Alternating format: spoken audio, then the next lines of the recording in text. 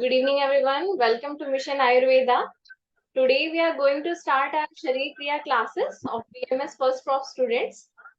तो जिसके लिए डॉक्टर शिवानी अरोरा हमारे साथ है and Dr. Shivani Arora will be leading you for Kriya Shari classes from now. I want to tell you that Dr. Shivani has just completed her graduation from CUPEX 2 years ago, and right now she is doing her PhD in Department of Kriya Shari from Sri Krishna Ayush University, Kurukshetra. Along with, she is working as Ayush consultant at Care Now Medical Clinic, New Delhi. And I want to tell you that Dr. Shivani has a deep passion for teaching, and she is very dedicated to enrich knowledge of the subject. And furthermore, Dr. Shivani बहुत अच्छी clinician भी है. तो it's really add a great thing, क्योंकि आपको एक concept समझने में बहुत ही हेल्प होगी, जिसके साथ जैसे कि अभी रिसेंटली आप बीएमएस ज्वाइन किया है, आप बहुत न्यू कमर्स है टू दिस फील्ड, तो आपके कॉन्सेप्ट्स क्लियर होना बहुत ही जरूरी है. तो उसमें डॉक्टर शिवानी आपकी हेल्प करेंगी for the part of physiology and क्रिया शारी. And let's extend a warm welcome to Dr. Shivani Arora, and thank you dear to joining Mission Ayurveda, and please guide our new doctors and enhance their knowledge in this subject. Over to you, Dr. Shivani. Thank you so much, Dr. Elisha. Thank you. And it is really nice to work with you. Thank you so much. So should I start? Yes, you can. So in the first class, I have selected the modern topic in spite of the Ayurveda one, so that the students should not feel like it is very tough to understand Ayurveda. So we start first with the modern topic, and then further we'll go with the Ayurveda. So the topic for today's class will be the hemopoietic system. So it is a very important and also the interesting system. Maybe you have learned in your 12th also. So in the hemopoietic system, we will be learning about all about the blood, the formation of blood cells, and all the things about blood, RBC, WBC, platelets, how the blood formation occurs, what are the functions of the blood, the WBCs, platelets particularly. So let's move on to next slide. So yes, blood. Blood is a connective tissue in fluid form, and it is considered as fluid of life, fluid of growth, and fluid of health. So why the blood is considered as fluid of life? Because the oxygen, so it helps in the transport of oxygen from the alveoli to whole of the blood, to whole of the tissues of the body, and also helps in the transport of carbon dioxide from all over the body to the alveoli. So it is called as the fluid of life. Blood is also called as fluid of growth. So why it is called as fluid of growth? Because all the nutritive substance, जब digestion होता है उसके बाद absorption होने के बाद जो भी हमारे न्यूट्रिटिव सब्सटेंस है वो पूरी बॉडी में एक एक टिश्यू के अंदर कैसे जाते हैं, ब्लड के थ्रू ही जाते हैं. तो इसीलिए हम इसको बोलते हैं fluid of growth. And fluid of health इसलिए बोलते हैं क्योंकि ये हमें डिजीजेस के होने से प्रोटेक्ट करता है. कैसे? क्योंकि ब्लड के अंदर एक डिफेंस मैकेनिज्म होता है WBCs की वजह से. तो इम्यूनिटी प्रोवाइड करती है WBCs, हमें हमारी बॉडी को डिजीजेस से बचाती है, और जितना भी जो वेस्ट मटेरियल है आफ्टर डाइजेशन उन सबको एक्सक्रिएट कराने में थ्रू द यूरिन और थ्रू द फीटस, ये हमें हेल्प करता है स्टूल और यूरिन के थ्रू. तो इसीलिए जो ब्लड है उसको हम फ्लूइड ऑफ हेल्थ भी कहते हैं. So now the properties of blood. First is the color. We all know the color of the blood is red. When we talk about the color of arterial blood, it is scarlet red, and because of the presence of oxygen in the arteries. And when we talk about the venous blood, it is purple red because of the presence of carbon dioxide in the veins. So volume, when we talk about the volume of the RBC, if we consider a one normal young healthy adult whose weight is 70 kg, so normally it is the 8% of the body weight of a normal young healthy individual is blood. एक normal adult अगर 70 KG उसका wait है तो उस wait का 8% जो है वो उसका ब्लड होता है. यानी कि अगर हम देखते हैं नॉर्मल ऑन रेंज जो है ब्लड वॉल्यूम की वो होती है 5 लीटर. न्यू बॉर्न बेबी के अंदर जो ब्लड होता है वो 450 ml होता है. फीमेल्स में little less than the mails, it is 4.5 ml। तो न्यू बॉर्न में 450 ml होता है। धीरे धीरे प्यूबर्टी के आने तक जो ब्लड का वॉल्यूम है वो 5 लीटर्स तक पहुंच जाता है। So what is the pH of our blood? pH of our blood is 7.4। तो इसकी रिएक्शन क्या होगी? The reaction will be slightly alkaline. तो 7 जो है वो नॉर्मल, लेस देन 7 से एसिडिक और मोर देन 7 से ज्यादा एल्केलाइन, वी ऑल नो। तो the reaction of the blood will be slightly alkaline. Specific gravity will be 1.0552 to 1.061. Viscosity, blood is 5 times more viscous than the water. तो water से 5 गुना ज्यादा blood की जो है viscosity होती है। अब हम बात करते हैं कंपोजिशन ऑफ ब्लड की। तो जो ब्लड है उसके अंदर एक होता है लिक्विड पोर्शन, लिक्विड पोर्शन को हम बोलते हैं प्लाज्मा, और दूसरा होता है फॉर्म्ड एलिमेंट्स, फॉर्म्ड एलिमेंट्स जिनको बोला जाता है ब्लड सेल्स। तो हम जब कंपोजिशन ऑफ ब्लड की बात करते हैं तो उसमें एक लिक्विड पोर्शन है और दूसरा फॉर्म्ड एलिमेंट्स है, यानी प्लाज्मा प्लस ब्लड सेल्स। तो सबसे पहले हम प्लाज्मा को समझेंगे। प्लाज्मा के अंदर क्या होता है? प्लाज्मा के अंदर 92 to 93% वाटर होता है। 92 to 93% इज वाटर। जो रिमेनिंग बचा 7 to 8% वो होता है सॉलिड्स। ओके, एंड जो इसमें कुछ गैसेस भी प्लाज्मा में प्रेजेंट होती है। Mainly the content of blood plasma is water. जब हम सॉलिड्स की बात करते हैं जो कि 7 to 8% है, तो वो दो पार्ट्स में डिवाइडेड हो जाता है, organic substance and inorganic substance. Organic substance के अंदर हमारे सॉलिड्स में होता है plasma proteins, carbohydrate, fats, amino acids, hormones, enzymes, non protein nitrogenous substances और एंटीबॉडीज। यानी अगर हम मोटा मोटा देखें तो सबसे पहले प्लाज्मा में सॉलिड्स की बात करें तो प्लाज्मा प्रोटीन्स होते हैं उसके अंदर। इसके अलावा कार्बोहाइड्रेट होते हैं, अमाइनो एसिड होते हैं, फैट होता है, कुछ सीक्रेशंस जैसे कि हार्मोन, एंजाइम्स और कुछ नॉन प्रोटीन नाइट्रोजनस सब्सटेंसेस और एंटीबॉडीज। इनऑर्गेनिक सब्सटेंस की बात करते हैं जैसे कि sodium, calcium, potassium, magnesium, bicarbonate, chloride, phosphate, iodide, iron, copper, ये सब थोड़ी थोड़ी मात्रा में प्लाज्मा के अंदर प्रेजेंट होते हैं। इसके अलावा कुछ गैसेस जैसे कि ऑक्सीजन, कार्बन डाइऑक्साइड और नाइट्रोजन। तो मेरा एक सवाल, जैसे कि हमें पता लग गया ब्लड क्या है, ब्लड है plasma plus formed elements. Plasma क्या है वो हम देख चुके, 92 to 93% is water, 7 to 8% is solid and a little amount of gases. तो सीरम क्या होता है? तो सीरम होता है कि जब मान लो हम ब्लड को वेसल से बाहर निकाल के किसी कंटेनर में रख देते हैं तो वो क्या होता है, क्लॉट हो जाता है। तो जब हम उसको कंटेनर में ओपन ब्लड को रख देते हैं वो क्लोट हो जाता है। क्लोट होने के बाद उसमें से एक फ्लूइड ऊज आउट करता है।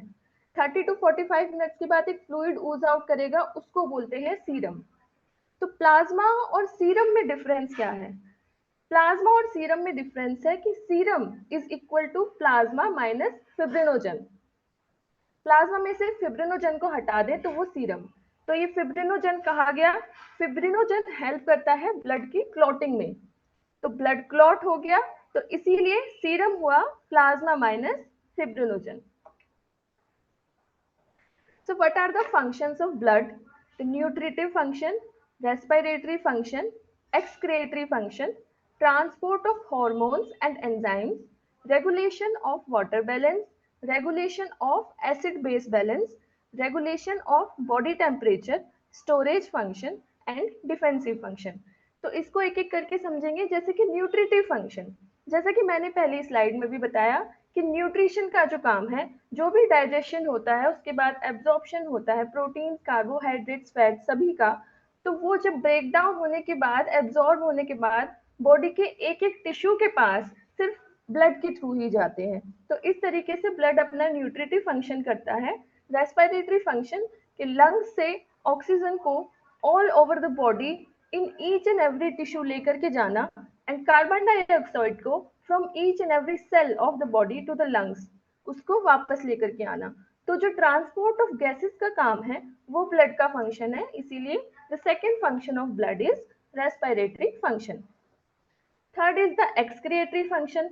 जो भी वेस्ट प्रोडक्ट है उसको किडनी के पास लेकर के जाना, किडनी से फिर यूरिन फॉर्मेशन होगा एंड स्टूल फॉर्मेशन। तो ये सारा जो है ट्रांसपोर्ट का काम, एक्सक्रिएशन का काम, वेस्ट प्रोडक्ट का एक्सक्रिएट करवाना, तो ये भी फंक्शन ऑफ ब्लड है। Next, transport of hormones and enzymes, regulation of water balance. Water का बैलेंस करना, इंटरस्टिशियल फ्लूइड के अंदर वाटर का लेवल ज्यादा है, उसको कम करना, कम है तो ज्यादा मीन्स नॉर्मल फिजियोलॉजी को मेंटेन करना और वाटर को बैलेंस करके रखना, ये भी फंक्शन ऑफ ब्लड है। Next is regulation of acid base balance. Blood जो है वो एसिड बेस बैलेंस को रेगुलेट कैसे करता है? ब्लड के अंदर मेनली जो हमारा हीमोग्लोबिन है एंड जो प्लाज्मा प्रोटीन्स हैं वो एक तरीके से बफर की तरह एक्ट करते हैं। बफर यानी कि जो हमारी बॉडी पीएच है उसको मेंटेन करके रखना। तो इस तरीके से प्लाज्मा प्रोटीन्स के थ्रू और हीमोग्लोबिन के थ्रू जो ब्लड है वो एसिड बेस बैलेंस को रेगुलेट करने का फंक्शन करता है। Next is regulation of body temperature. तो जो ब्लड है उसकी स्पेसिफिक हीट जो है वो हाई होती है, उसकी वजह से जो बॉडी का टेम्परेचर है उसको ब्लड रेगुलेट करता है। स्टोरेज का फंक्शन, तो जैसे कि प्लाज्मा प्रोटीन्स हैं वो एक तरीके से स्टोरेज प्रोटीन्स की तरह काम करते हैं। मान लीजिए स्टारवेशन की कंडीशन है, तो जब हम मान लो कुछ टाइम के लिए फास्टिंग पर हैं, उस टाइम पे हमारी जो बॉडी है जो स्टोर्ड प्रोटीन्स है फिर वो यूज होते हैं फॉर द एनर्जी। तो इस तरीके से हमारा जो ब्लड है वो स्टोरेज फंक्शन भी करता है। And defensive mechanism, as we all know, जो हमारा ब्लड है उसके अंदर डब्ल्यूबीसीज हैं जो कि हमें इन्फेक्शन से प्रोटेक्ट करती हैं, हमारी इम्यूनिटी को मेंटेन करती है। तो in this way the blood function as the defensive. तो अब हम बात करते हैं प्लाज्मा प्रोटीन्स की। हमने जाना ब्लड क्या है, ब्लड है plasma plus formed elements. Plasma की हमने कंसंट्रेशन देखी, प्लाज्मा में 92 to 93% वाटर होता है, 7 to 8% सॉलिड होते हैं। तो उन सॉलिड्स में ही आता है हमारा प्लाज्मा प्रोटीन्स। प्लाज्मा प्रोटीन्स की टोटल कंसंट्रेशन होती है 7.3 ग्राम परसेंट। तो 3 प्लाज्मा प्रोटीन्स मेनली हैं, सीरम एल्ब्यूमिन, सीरम ग्लोबुलिन और फिब्रिनोजन। आप देखेंगे यहाँ पे मैंने एल्ब्यूमिन और ग्लोबुलिन के आगे लिखा है सीरम और फिब्रिनोजन के आगे नहीं लिखा, क्योंकि वही मैंने डिफरेंस बताया था कि सीरम क्या होता है, प्लाज्मा माइनस फिब्रिनोजन। ओके, तो सीरम होगा तो उसमें एल्ब्यूमिन ग्लोबुलिन होंगे लेकिन फिब्रिनोजन एब्सेंट होगा। तो serum albumin is 4.7 gram percent, serum globulin is 2.3 gram percent and fibrinogen is 0.3 gram percent. अभी प्लाज्मा प्रोटीन्स का क्या फंक्शन होता है? सबसे मेन रोल जो प्लाज्मा प्रोटीन्स का है वो है कोएगुलेशन ऑफ ब्लड। यानी जब ब्लीड हो रहा है, ब्लीडिंग हो रही है तो वो स्टॉप होएगी, यानी ब्लड कोएगुलेट होएगा तो ब्लीडिंग स्टॉप होएगी। इस फंक्शन को कराने वाले, इन चीज के लिए जो रिस्पॉन्सिबल है वो रिस्पॉन्सिबल होते हैं प्लाज्मा प्रोटीन्स। यानी the main role of plasma proteins is in coagulation of blood. Next is in defence mechanism of blood. Particularly जैसे हमने 3 प्लाज्मा प्रोटीन की बात की, एल्ब्यूमिन, ग्लोबुलिन एंड फिब्रिनोजन। तो कोएगुलेशन में मेन फंक्शन जो प्लाज्मा प्रोटीन करता है वो करता है fibrinogen. Fibrinogen plasma protein is mainly responsible for coagulation of blood. और जब हम सेकंड अपना जो फंक्शन है यानी defence mechanism of the body उसकी बात करते हैं, तो उसके लिए मेनली रिस्पॉन्सिबल है ग्लोब्यूलिन प्लाज्मा प्रोटीन। ग्लोब्यूलिन में भी पर्टिकुलरली जो गामा ग्लोब्यूलिन होता है that is mainly responsible in the defence mechanism of the body. Third one is transport mechanism. हमारे जो एल्ब्यूमिन और ग्लोबुलिन प्लाज्मा प्रोटीन्स हैं they both are responsible in the transport mechanism.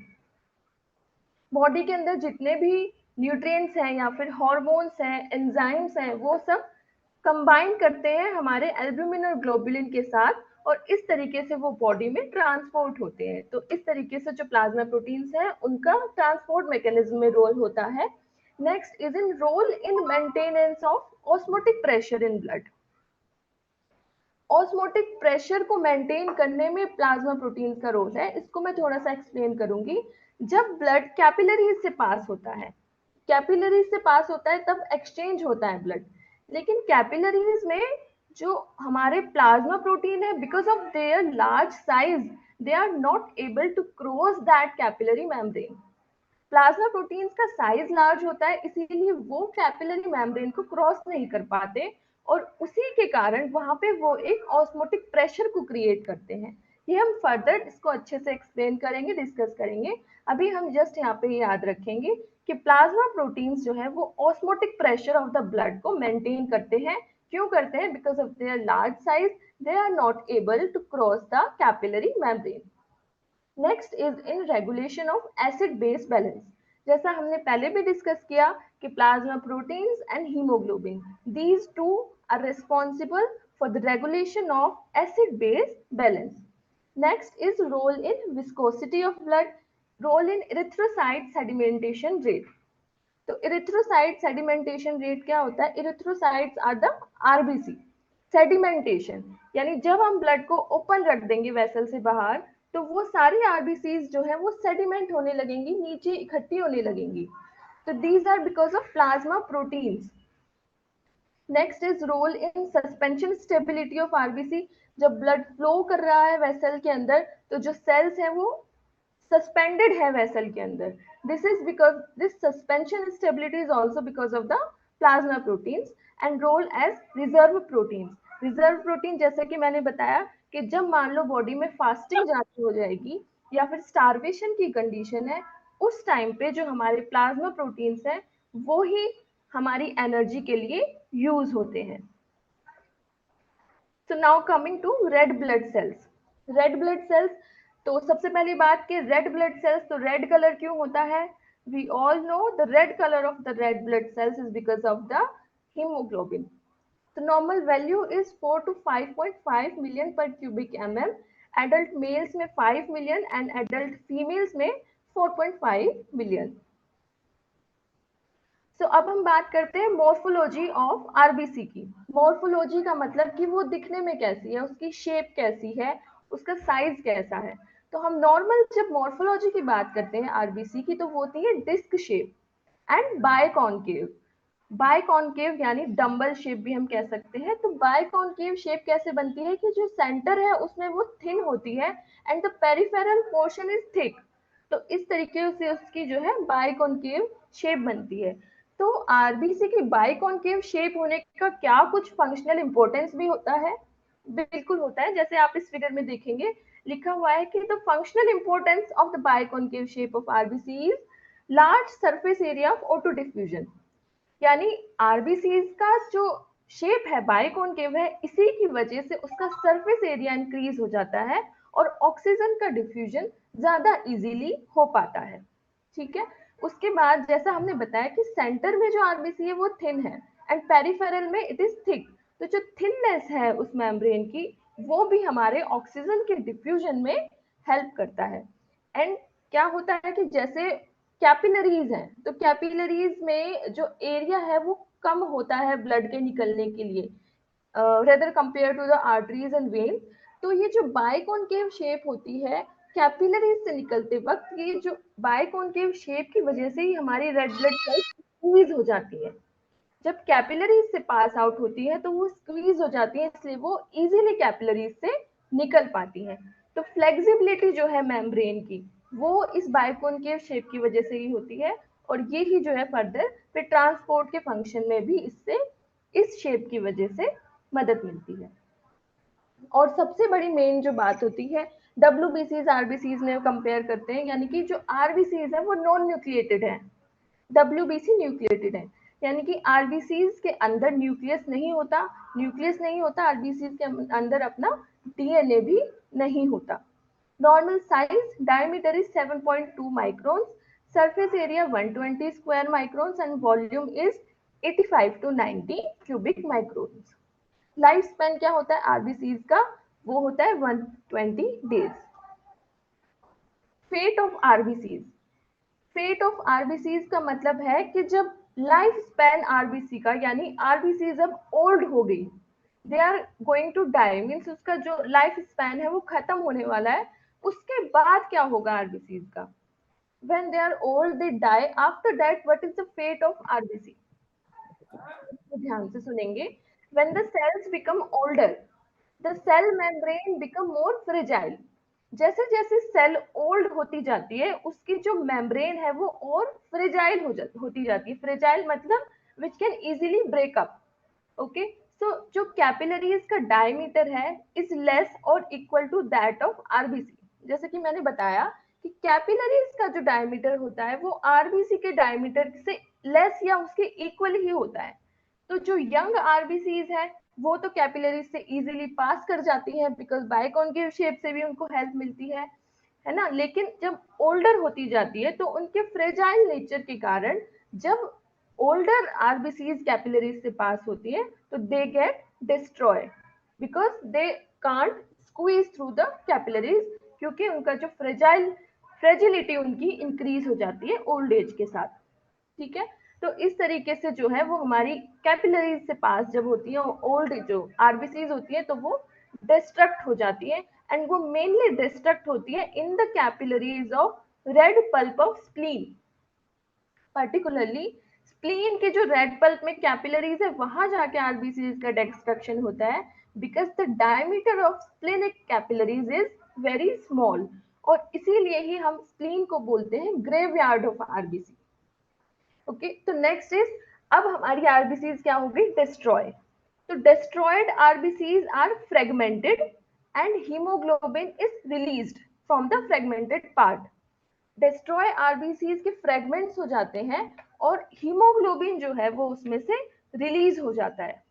अब ये जो हीमोग्लोबिन रिलीज हो गया इसका क्या होगा, तो haemoglobin is immediately phagocytized by the macrophages, particularly the macrophages that are present in the liver that are called Kupffer cells, in the spleen and in the bone marrow. यानी कि अब ये जो हमारा फ्रेगमेंट्स में से हीमोग्लोबिन बाहर निकल के आया, इसको मैक्रोफेज जो सेल्स हैं उन्होंने फेगोसिटाइज कर दिया.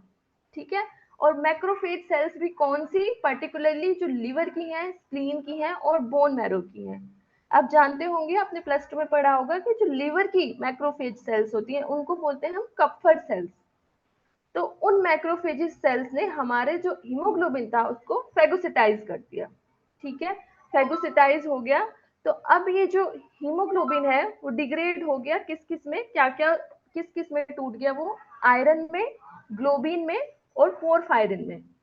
हीमोग्लोबिन डिग्रेड होने के बाद ब्रेक हो गया आयरन, ग्लोबिन और porphyrin.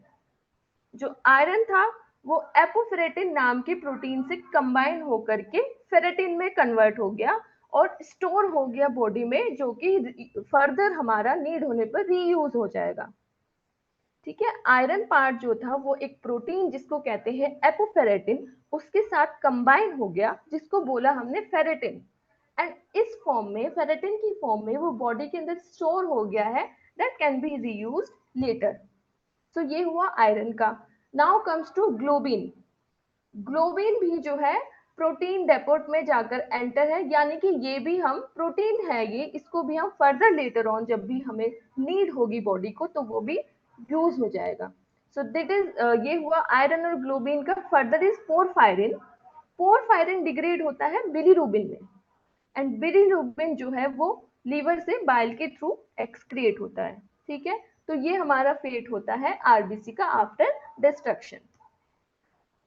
Now function of RBC. RBC का फंक्शन हम लोग जानते हैं कि गैसेस का ट्रांसपोर्ट कराना. रेस्पिरेटरी फंक्शंस होता है मेनली ऑक्सीजन का ट्रांसपोर्ट कराना लंग्स से टिश्यूज में, कार्बन डाइऑक्साइड का ट्रांसपोर्ट कराना टिश्यूज से लंग्स में, और बफर एक्शन है यानी पीएच को मेंटेन करने का एक्शन है. And the last is the blood group determination. जैसे ब्लड ग्रुप डिटर्मिनेशन में फंक्शन ऑफ आरबीसी क्या होता है कि एंटीजेंस होते हैं. हम लोग जानते हैं blood group A B O, है ना. तो एंटीजन होते हैं, ए एंटीजन, बी एंटीजन. तो ये एंटीजेंस जो है वो हमारी आरबीसी पर ही प्रेजेंट होते हैं.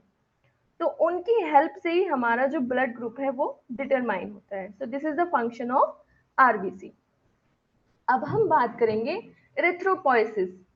इरिथ्रोपोइसिस का मतलब कि formation of the RBC. RBCs की फॉर्मेशन कैसे होती है उस प्रोसेस को हम बोलते हैं इरिथ्रोपोइसिस. तो इसको हम अच्छे से एक्सप्लेन करेंगे. पहले हम देखते हैं कि लाइफ की एज की किस स्टेज में कहाँ पर जो है वो इरिथ्रोपोइसिस होती है, यानी साइट क्या होती है इरिथ्रोपोइसिस की। सबसे पहले हम बात करेंगे फीटल लाइफ में कहाँ इरिथ्रोपोइसिस होता है, उसके बाद चिल्ड्रंस में कहाँ होता है, एंड देन एक एडल्ट में इरिथ्रोपोइसिस की लोकेशन क्या होती है। फीटल लाइफ में इन द फर्स्ट 2 मंथ्स जो मीजोब्लास्टिक स्टेज यानी कि इरिथ्रोसाइट्स यानी आरबीसीज का फॉर्मेशन होता है मेसेनकाइमा ऑफ योक सेक से फर्स्ट 2 मंथ्स में। देन फ्रॉम थर्ड मंथ इसको हम बोलते हैं हिपैटिक स्टेज, यानी थर्ड मंथ से जो आरबीसीज का प्रोडक्शन है फीटस में वो लीवर, स्प्लीन और लिम्फोइड ऑर्गन्स में होने लगता है। और लास्ट ट्रिमेस्टर के अंदर फीटस में जो आरबीसी प्रोडक्शन है वो बोन मैरो में और लीवर में स्टार्ट हो जाता है। तो ये हुआ फीटल लाइफ में इरिथ्रोपोइसिस की क्या क्या साइट्स हैं। सेकंड मंथ में क्या है, फर्स्ट सेकंड मंथ में, थर्ड मंथ में क्या है, एंड लास्ट ट्राइमेस्टर में जाकर के वो बोन मैरो और लीवर में आरबीसीज बनने लगती है। चिल्ड्रंस में होता है from the red bone marrow in all bones, सभी बोन्स के बोन मैरो में आरबीसी प्रोडक्शन होता है। लेकिन जब एडल्ट हो जाते हैं तो एडल्ट में जो आरबीसी प्रोडक्शन होता है वो होता है from the membranes bone and the head of the long bone. Okay, so not from all the bones, it is only from membranous bone and जो long bones होती हैं उनके head में वहां पे आरबीसी प्रोडक्शन होता है एडल्ट लाइफ में। सो ये पिक्चर में भी आपको क्लियर नहीं है तो मैं आपको बताने की कोशिश करूंगी प्रोसेस ऑफ इरिथ्रोपोइसिस।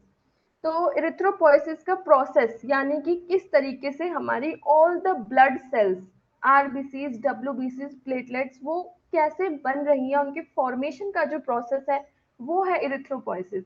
तो सबसे पहले हम आपको ये बताना चाहूंगी कि स्टेम सेल क्या होती है।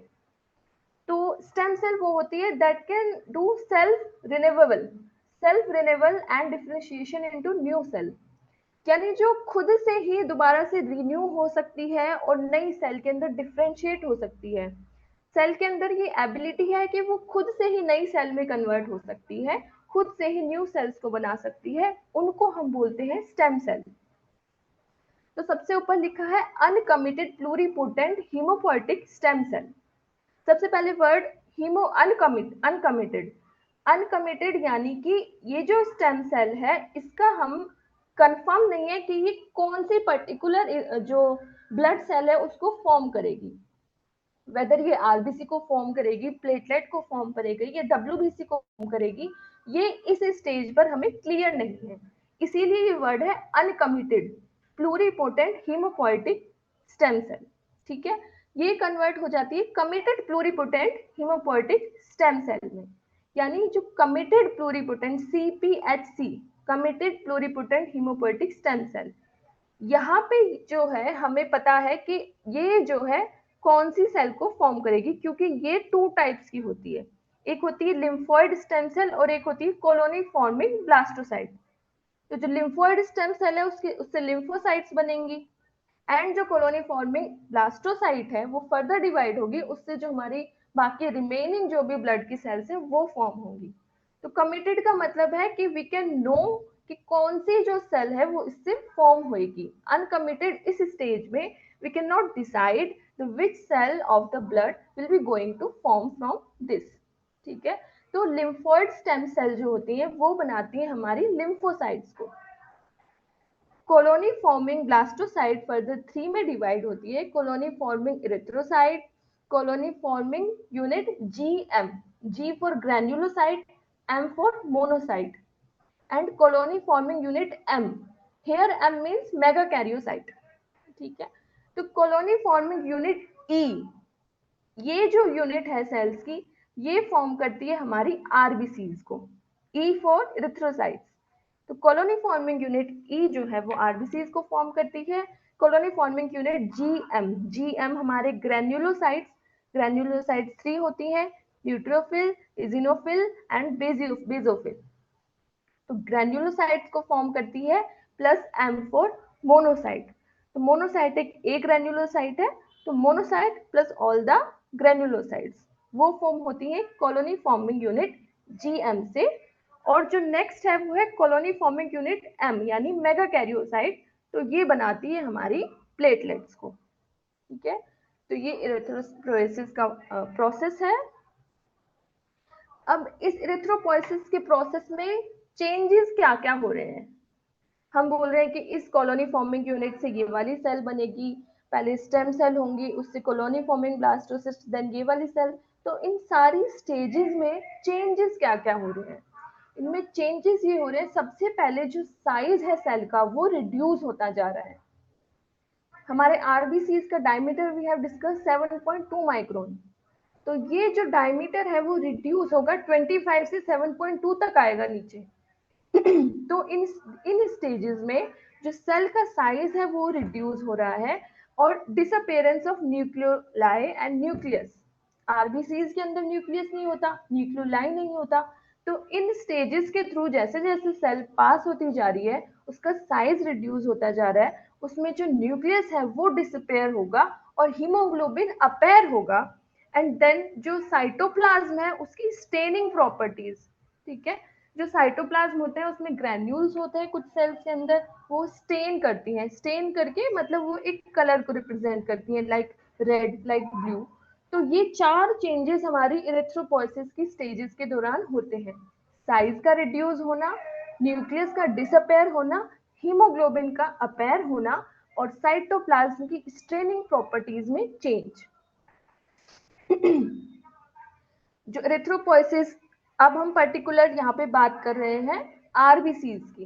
तो आरबीसीज की जो स्टेजेस है इरिथ्रोपोइसिस की, वो है सबसे पहले प्रो इरिथ्रोब्लास्ट, उसके बाद early normoblast, intermediate normoblast, late normoblast, reticulocyte, और उसके बाद एक मेच्योर इरिथ्रोसाइट। ठीक है, तो ये 6 स्टेजेस से गुजर के जो है फाइनली एक मेच्योर इरिथ्रोसाइट जो है वो फॉर्म होती है। Pro erythroblast, early normoblast, intermediate normoblast, late normoblast, reticulocyte, and the last is matured erythrocyte. तो इन 6 स्टेजेस के अंदर क्या क्या जो इंपॉर्टेंट इवेंट्स हैं वो होते हैं। तो प्रो एरिथ्रोब्लास्ट जो सबसे पहली स्टेज है आरबीसी फॉर्मेशन की, इसके अंदर ही हीमोग्लोबिन की सिंथेसिस स्टार्ट हो जाती है। अर्ली नॉर्मोब्लास्ट के अंदर न्यूक्लियोलाइड डिसअपेयर हो जाता है। इंटरमीडिएट नॉर्मोब्लास्ट में हीमोग्लोबिन अपेयर होना शुरू होता है। प्रो एरिथ्रोब्लास्ट में it is synthesis of the haemoglobin start and now it is appearing, वो दिखने लगता है। लेट नॉर्मोब्लास्ट में न्यूक्लियस डिसअपेयर होता है। रेटिकुलोसाइट, जैसे इसके नाम से ही पता लग रहा है, रेटिकुलोसाइट यानी इसमें रेटिकुलम बनता है, और जो सेल है वो capillary from site of production से वो कैपिलरी साइट में जा रही है। मेच्योर आरबीसी के अंदर फिर से ये जो रेटिकुलम बना रेटिकुलोसाइट में वो डिसअपेयर हो जाता है एंड द सेल अटेन्स बाइकॉन्केविटी। तो जो जो हमने चीजें बताई थी, साइज रिड्यूस होगा, न्यूक्लियस न्यूक्लियोलाइड डिसअपेयर होंगे, हीमोग्लोबिन अपेयर होगा, साइटोप्लाज्म की स्टेनिंग प्रॉपर्टीज चेंज होंगी। तो ये आपको थोड़ा सा इस पे ध्यान दे सकते हो कि कौन सी स्टेज में न्यूक्लियोलाइड डिसअपेयर हो रहा है, कौन सी में सिंथेसिस स्टार्ट हो गई है हीमोग्लोबिन की, कब हीमोग्लोबिन अपेयर हो रहा है, और लास्ट में जो है वो रेटिकुलम जो बना रेटिकुलोसाइट में वो भी डिसअपेयर हो गया, और सेल ने फाइनली एक बाइकॉन्केव शेप को अटेन कर लिया, and that is our mature RBC. तो इरिथ्रोपोइसिस यानी कि जो आरबीसीज हैं उनके फॉर्मेशन में क्या क्या फैक्टर्स हैं जो जरूरी हैं? तो factors which are required for the formation of RBC, हम उनको 3 कैटेगरीज में डिवाइड करेंगे: general factor, maturation factor, and the factor which are necessary for haemoglobin formation. कुछ जनरल फैक्टर्स हैं, कुछ ऐसे फैक्टर्स हैं जो कि आरबीसीज को लास्ट स्टेज में जाके मैचुरेशन में उसकी हेल्प करते हैं जस्ट, और कुछ हैं जो कि आरबीसीज के अंदर हीमोग्लोबिन जो बन रहा है उसके फॉर्मेशन के लिए नेसेसरी है। तो जनरल फैक्टर्स में सबसे पहले इरिथ्रोपोइटिन, ये मोस्ट इंपॉर्टेंट है। इरिथ्रोपोइटिन इज अ हार्मोन जो कि किडनी से जो है सिक्रेट होता है, और ये आरबीसी के फॉर्मेशन में नेसेसरी होता है। नेक्स्ट हमारा थायरोक्सिन जनरल मेटाबॉलिज्म करता है, तो ये जनरल फैक्टर है जो कि आरबीसी के फॉर्मेशन में चाहिए। ग्रोथ इंड्यूसर्स, वाइटामिन, ठीक है। Next is maturation factors, maturation में सबसे पहला वाइटामिन B12, ठीक है। अगर इस फैक्टर की कमी हो जाती है, मैचुरेशन फैक्टर विटामिन B12 की, तो this will lead to into pernicious anaemia. अगर विटामिन B12 की कमी है तो जो एनीमिया होगा उसको बोलते हैं परनीशियस एनीमिया। ये विटामिन B12 हमारी इंटेस्टाइन्स में एब्जॉर्ब होता है और इसके एब्जॉर्प्शन के लिए जो रिक्वायर्ड है वो होता है इंट्रिंसिक फैक्टर ऑफ कैसलेट। जो इंट्रिंसिक फैक्टर है ये रिलीज होता है हमारे gastric glands, particularly parietal cells of the gastric glands. ठीक है, गैस्ट्रिक ग्लैंड्स की पैराइटल सेल्स इंट्रिंसिक फैक्टर को रिलीज करती हैं और ये इंट्रिंसिक फैक्टर विटामिन B12 के एब्जॉर्प्शन में जरूरी है। यानी विटामिन B12 की हमारी डाइट में ही कमी है या फिर इंट्रिंसिक फैक्टर की कमी है। इंट्रिंसिक फैक्टर की भी अगर कमी है तो भी विटामिन B12 का एब्जॉर्प्शन पूरी तरीके से नहीं हो पाएगा और हो जाएगा परनीशियस एनीमिया। ठीक है, तो मान लो जिनको पैप्टिक अल्सर्स होते हैं, पेट में अल्सर वगैरह होते हैं, तो उनका इंट्रिंसिक फैक्टर प्रॉपरली रिलीज नहीं होता, तो इसीलिए विटामिन B12 का एब्जॉर्प्शन नहीं हो पाता और उस कंडीशन में भी हमें परनीशियस एनीमिया हो जाता है।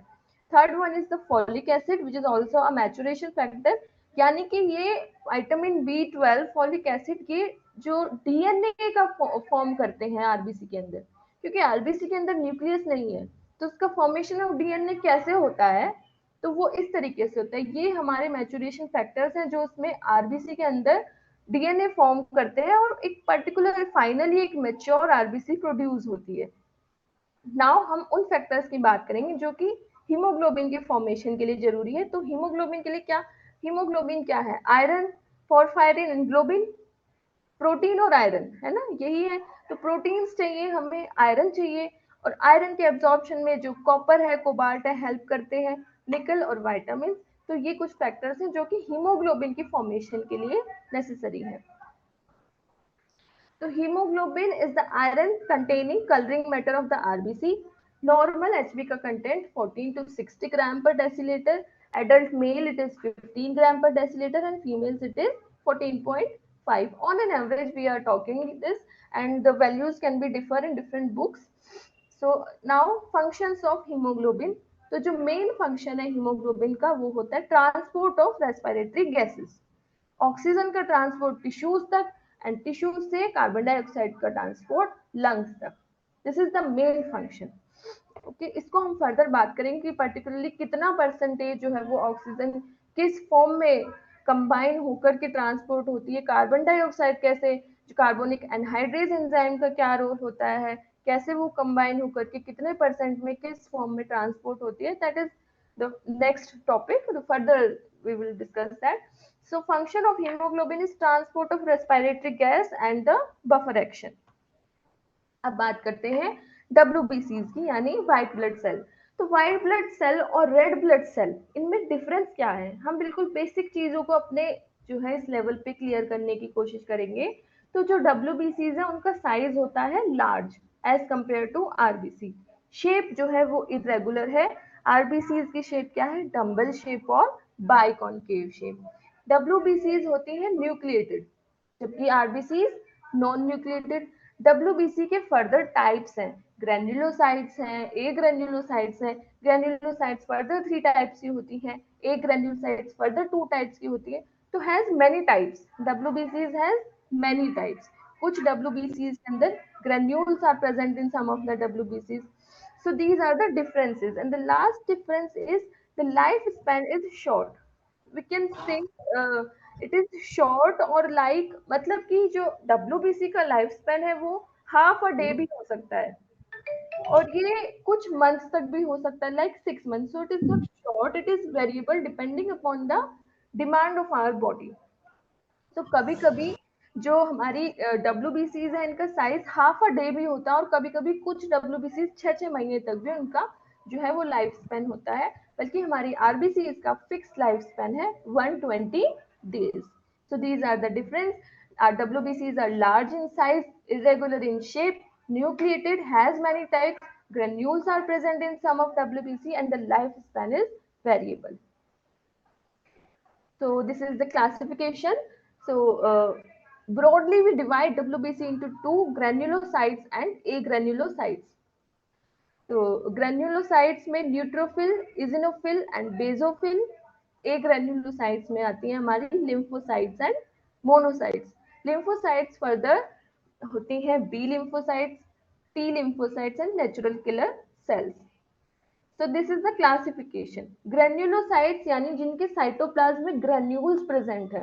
ए ग्रेन्युलोसाइट्स जिनके साइटोप्लाज्म में ग्रेन्यूल्स नहीं है, तो साइटोप्लाज्म इज क्लियर। तो जो ग्रेन्युलोसाइट्स है वो neutrophil, eosinophil, basophil. Agranulocytes only two type, lymphocyte, monocyte. Lymphocyte are further B lymphocyte, T lymphocyte and natural killer cell और NK cell। ठीक है, अब इनको फर्दर हम एक एक को अच्छे से स्टडी करेंगे। तो सबसे पहले न्यूट्रोफिल। न्यूट्रोफिल को पॉलीमॉर्फ भी कहते हैं। जैसा मैंने बताया ये एक टाइप है ग्रेन्युलोसाइट का। तो इसके अंदर, इसके साइटोप्लाज्म के अंदर फाइन और स्मॉल ग्रेन्यूल्स प्रेजेंट होते हैं।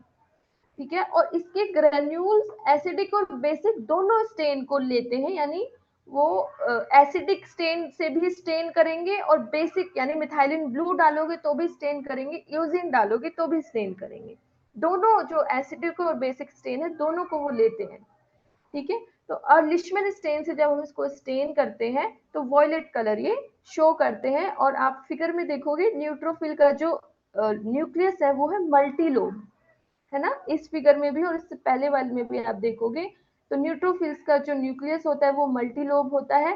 फाइन ग्रेन्यूल्स होते हैं। ग्रेन्यूल्स एसिडिक बेसिक दोनों स्टेन को लेते हैं और लिशमन स्टेन से उनको स्टेन करें तो वॉयलेट कलर अपेयर होता है। इजिनोफिल इज द नेक्स्ट वन। इसके ग्रेन्यूल्स जो है, जैसा हमने न्यूट्रोफिल में देखा फाइन और स्मॉल ग्रेन्यूल, यहाँ पे जो ग्रेन्यूल्स हैं वो लार्ज हैं। और पहले वाले में जो न्यूट्रोफिल था वो पर्पल कलर को स्टेन कर रहा था, ये पिंक कलर शो करता है स्टेन करते हैं। तो वहां पे जो न्यूक्लियस था वो मल्टी लोब था, यहाँ पे है बाई लोब। ये कुछ डिफरेंसेस हैं, ये आपको रिमेम्बर करने हैं। बेजोफिल के अंदर भी जो ग्रेन्यूल्स है कोआर्स है यानी लार्ज है, सेम थिंग। और ये जो स्टेन करता है वो करता है पर्पल ब्लू। ठीक है, न्यूक्लियस यहाँ पे भी बाइलोब है। मोनोसाइट। अब हम आ गए ए ग्रेन्युलोसाइट पर। तो ए ग्रेन्युलोसाइट टू टाइप्स की थी, लिम्फोसाइट एंड मोनोसाइट। तो मोनोसाइट जो है वो सबसे बड़ी जो WBCs की कैटेगरी है उसमें लार्जेस्ट ल्यूकोसाइट है ये। इनके अंदर ग्रेन्यूल्स नहीं होते, साइटोप्लाज्म क्लियर होता है। न्यूक्लियस जो होता है मोनोसाइट्स का वो round, oval, horse shoe, bean और किडनी डिफरेंट शेप हो सकती है। आप बेसिकली इसको राउंड, ओवल और हॉर्स शू इतना याद, राउंड सा, ओवल सा और कभी कभी हॉर्स शू यानी बीन जैसा ये दिखता है। ठीक है, न्यूक्लियस या तो सेंटर में प्लेस्ड होगा या फिर एक साइड में भी पुश हो जाता है, क्योंकि साइटोप्लाज्म क्लियर है और साइटोप्लाज्म की क्वांटिटी ज्यादा है, ग्रेन्यूल्स नहीं है। ठीक है, नेक्स्ट लिम्फोसाइट। लिम्फोसाइट्स के अंदर भी ग्रेन्यूल्स नहीं होते, nucleus Oval, bean shape, kidney shape. And यहाँ पे जो न्यूक्लियस है वो होल ऑफ द साइटोप्लाज्म को ऑक्यूपाई कर लेता है।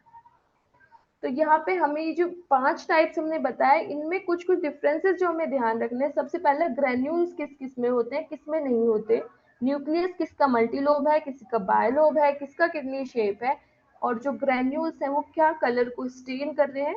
3-4 डिफरेंसेस इनमें होते हैं। जबकि लार्जेस्ट कौन सी होती है, वो मोनोसाइट होती है। ये सब आपको याद रखना है। Total count and differential count of WBC। WBC का रेंज है 4000 to 11000 cubic micrometre of the blood. ठीक है, 4000 से 11000 नॉर्मल रेंज होती है। डिफरेंशियल काउंट यानी कि एक एक टाइप की बात करें कि एक एक टाइप जो है WBC का वो कितना परसेंट है। तो 4000 से 11000 अगर टोटल हमारी WBC है तो उस रेंज की 4000 से 11000 की जो रेंज है उस रेंज में न्यूट्रोफिल कितनी है, वो होती है 50 टू 70%। इजिनोफिल 2 टू 4%, बेसोफिल सबसे कम 0 to 1, monocyte 2 to 6 and lymphocytes is 20 to 30%। यानी सबसे ज्यादा न्यूट्रोफिल है, फिर लिम्फोसाइट और सबसे कम बेसोफिल। तो ये डिफरेंशियल काउंट हो जाता है।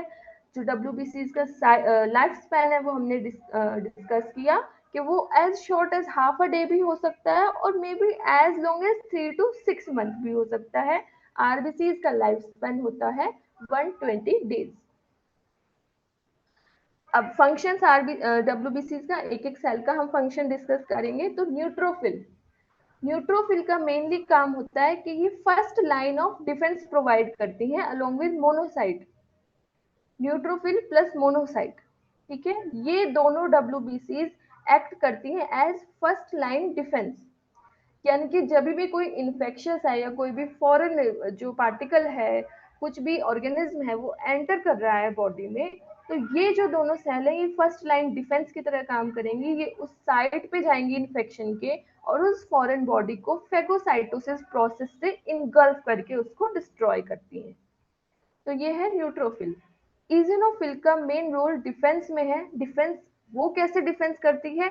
By detoxification, disintegration and removal of foreign protein. Detoxify करती है, जो फॉरेन प्रोटीन है उनको डिसइंटीग्रेट कर देती हैं। इस वे में वो भी डिफेंस मैकेनिज्म में हेल्प करती है। जो मेन थिंग आपको इसमें डिफरेंशिएट कराती है बाकियों से, जो कि इम्पोर्टेंट है वो याद करना है कि इजिनोफिल पैरासाइट्स के अगेंस्ट काम करती है। This is the only cell of the WBC which act against the parasite. Basophil, basophil का काम है क्लॉटिंग से प्रोटेक्ट करना, क्लॉट ना हो जाए, यानी prevent intravascular clotting by secreting heparin. Vessel के अंदर ही ब्लड क्लॉट ना हो जाए उसको प्रोटेक्ट करने की एक एंटीकोगुलेंट हमारी बॉडी में है हिपेरिन। तो हिपेरिन को सिक्रेट करती है बेजोफिल्स। इसके अलावा जो इन्फ्लेमेशन है या एलर्जी है उसमें भी हीलिंग का काम करती है बेजोफिल्स, ठीक है। मोनोसाइट जैसे हमने न्यूट्रोफिल के साथ डिस्कस किया, these provide the first line defence along with the neutrophil. जो मैच्योर मोनोसाइट होती है वो टिश्यू के मूव करेंगी इनटू द टिश्यू और ये मैक्रोफेजेस बन जाती हैं, टिश्यू मैक्रोफेजेस। तो मैक्रोफेजेस कुछ डिफरेंट सेल्स नहीं है, ये मोनोसाइट ही होती हैं, है ना।